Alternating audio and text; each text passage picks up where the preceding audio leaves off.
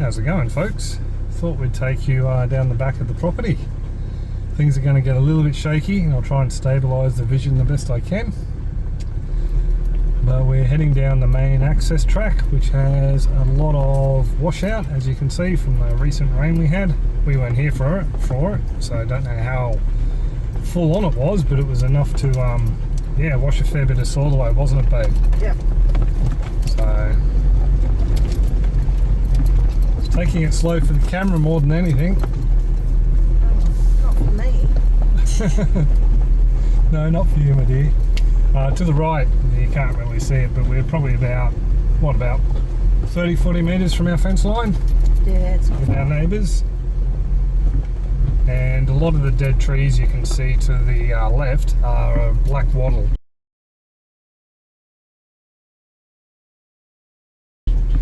They live for, I think it's about 20 to 30 years, and that's about it. This property was clear felled in the 1980s. It had since been zoned blue zone. I don't know the actual name of it, but it means basically we can't chop down any of the old growth. Not that there is any, but these older eucalypts here, we've got to leave them. We can clear out the black wattle that are dead. I mean, I can see half a dozen. There's my finger, half a dozen just through there. So that are dead and standing that we can clear out. Plus all the stuff on the ground, which Mr. H may have given us a biochar kiln for, so we can actually turn that into a saleable product while cleaning off the potential fire hazard. So that earthworks you saw there was just a berry pit from the farmer who sold us the property. And occasionally you will see some really big trees like the one that's coming up straight ahead.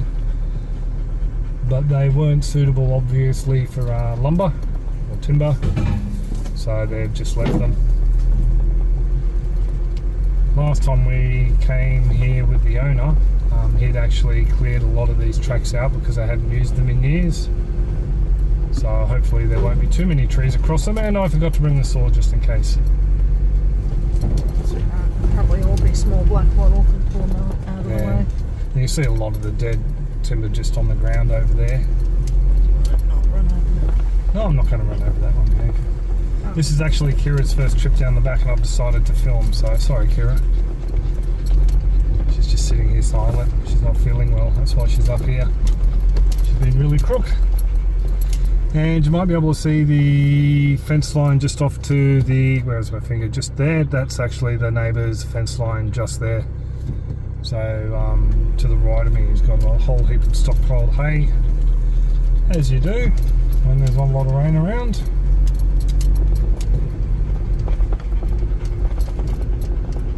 I wonder if Jack's panting is coming through.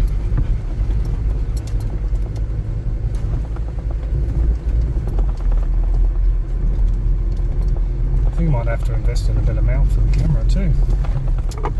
So we're just leaving the front paddock here. We've just got what we used to call bogan gates. They're called something else up here. What we've got is basically just a 4-strand wire gate that goes across from that post there, well actually dead tree, to this one there. We used to call them a bogan gate. For whatever reason they're called something else up here now, a cocky's gate or something like that. But yeah.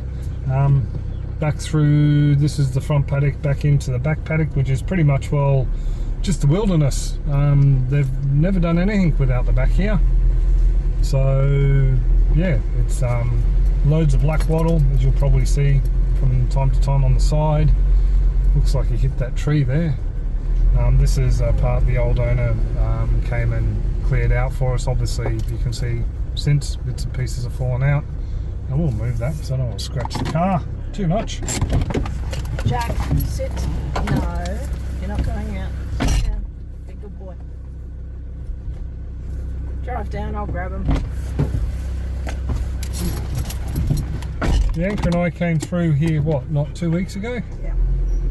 And since then, another big one's come over. But that's just all the black wattle. It just dies off. So that's what we're hoping to turn into biochar for our own property, and also for Mr. H as well. And you can see a little pile of where just there in front of us, where Brian cleared the road for us. Do you want a hand, B?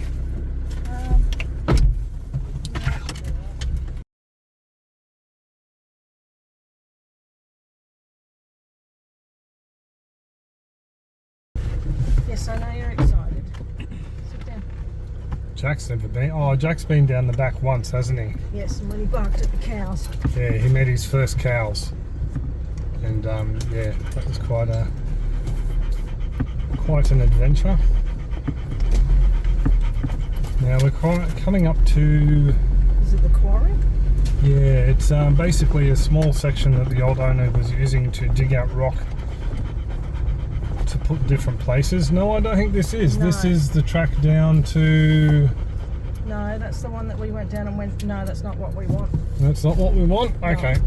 We need sign, like Bianca was saying, we need signposts. Like here's another track off to the left down there. That takes us down to a nice rock shelf that we'll show you another trip. Does that go to the rock shelf or does that go to the... Oh, I'm not too sure, but anyway, there's loads of different tracks, and we need signage for them. We're actually thinking about running a competition at some point. There are folks who support us through the different supporters platforms can name a track. So I might just be lazy and do this one out the window. There we go. Is that a track? No, that's not a track. No, Let's just push some bits off here. Looks like a big ant. This is the quarry. This is the quarry. So this is an area we actually saw a couple of pig wallows in the first time we saw this. So, ooh, and there is a little piggy feed down there still, babe. Well, let's give the folks a bit of a gander. So just down there, the old owner pretty much will dug out this area here for the rock, and he's popped it on the driveway and all around the place. Probably some of it went into the dam walls. Unfortunately, the size of the rock is very large, and it makes for a very rocky drive up the driveway. So we're going to have to do something about that. But yeah, down in here was full of water when we came last time, and it still looks a little bit damp. But yeah, this is what he called the quarry, and I think we will too. Did I bring you down the quarry when we came with Maya? No, we stopped at that first gate. Oh, did we? And then went back up and then went around to the other dam. Yeah. So I think that first track we didn't turn down was to the Billabong. Would that be, no, that wouldn't be right, because the Billabong is closer to the creek and the Isis River. But look, there's a load of fuel on the ground, as in old bits of timber. So that's something Bianca and I are very conscious about. And I know Mr. Anthony would have a thing or two to say about it as well, seeing he's in the CFA in Victoria. Victoria? Yeah. He's on the wrong side of the border.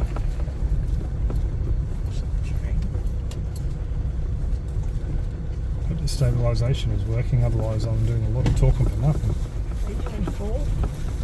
Oh, just two-wheel drive. It's not that bad. It's just bumpy. Well, there's a beautiful old tree. It's all dead.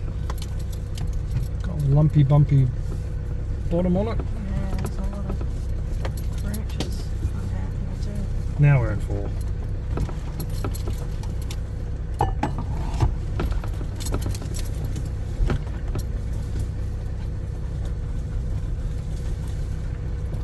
Yeah, we haven't been down these tracks since it rained last, so... Yeah, I think this is the only bit really that needed the four-wheel drive. Yeah. And really it hasn't gone that bad. I mean, there's a lot of wash away there. But I don't think you could really do much to this track to protect it from being washed away. That concrete matting. Oh yeah, but can you imagine doing that all the way down here? Oh no, just that one bit though. Well, it didn't look like a lot of water came through here anyway. There's still a load of leaves in the creek bed there, so the rain didn't wash much out, if anything, really. Forward helps, Robert. There's a big pothole here that Brian has filled. A bit hard for you folks to see it because you're looking at the trees, but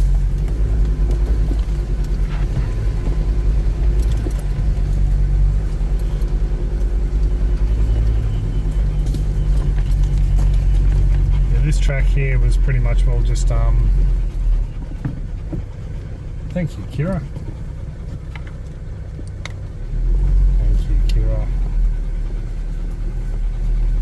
So this track here is something that Brian said he probably went down 6 times since when they had the place, and they'd had the place 15 years. Yeah.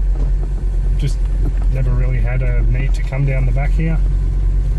They didn't run. I think he had people adjusting cattle down here, so he never had to upkeep the fences, which helps. You can see there has been fires come through here. I should have put the odometer on so I knew how far we'd come. I think if you go left here, isn't that where the billabong is? We will see. I think we need a GPS for all these tracks. Yeah. So as you can see, we have quite a bit of land that we won't be doing a lot with. Pretty much we're just leaving it to the wallabies. Apparently koalas, someone said, but I can't see much koala trees around. Definitely be possums, bandicoots, monitors. There's some good clear open areas for camping and stuff. Oh yeah, I suppose camping's always an option out the back here. But as you can see, it's just a lot of regrowth. It's a lot of scrappy timber, a lot of the black wattle. There is a fair bit of fodder on the ground. Not really much for cattle, sheep and goats maybe.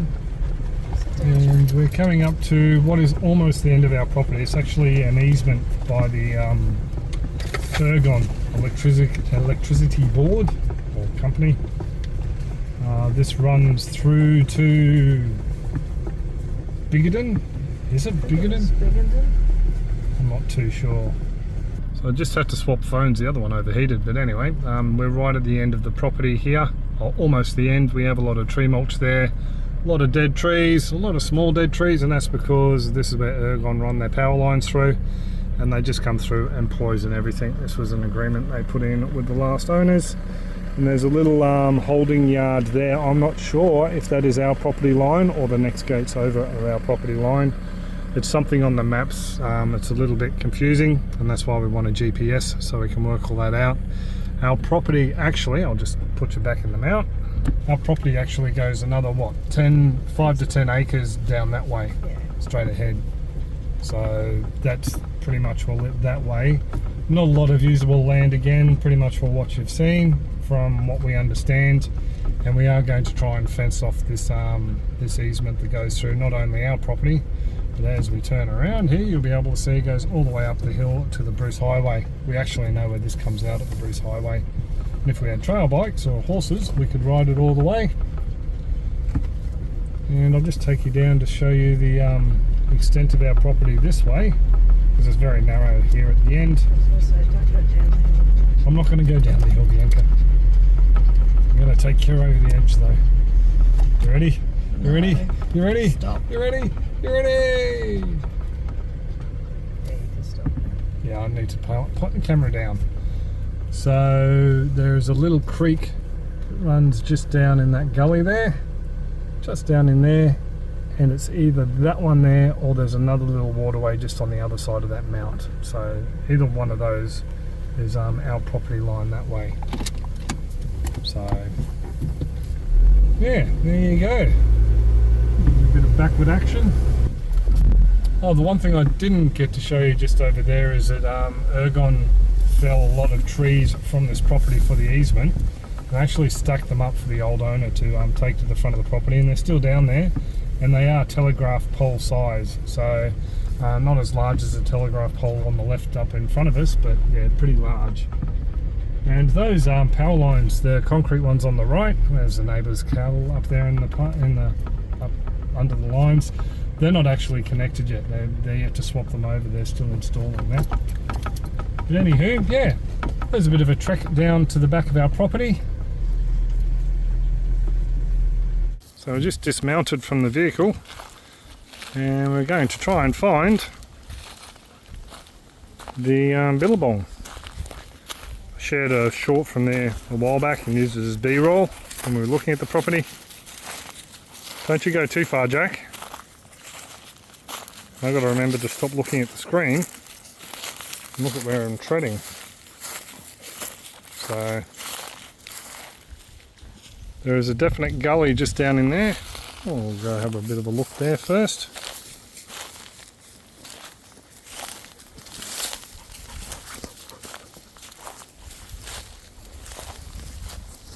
Yeah, that looks like the exit from just down through there, the exit from the billabong. So we're going in the right direction. We need to go that way. Down there, is it? Oh yeah, where you can see all the water. You're so clever, Bianca. And it looks just as full. Actually, no, there's a lot more timber exposed now. Because we could only come to about here last time.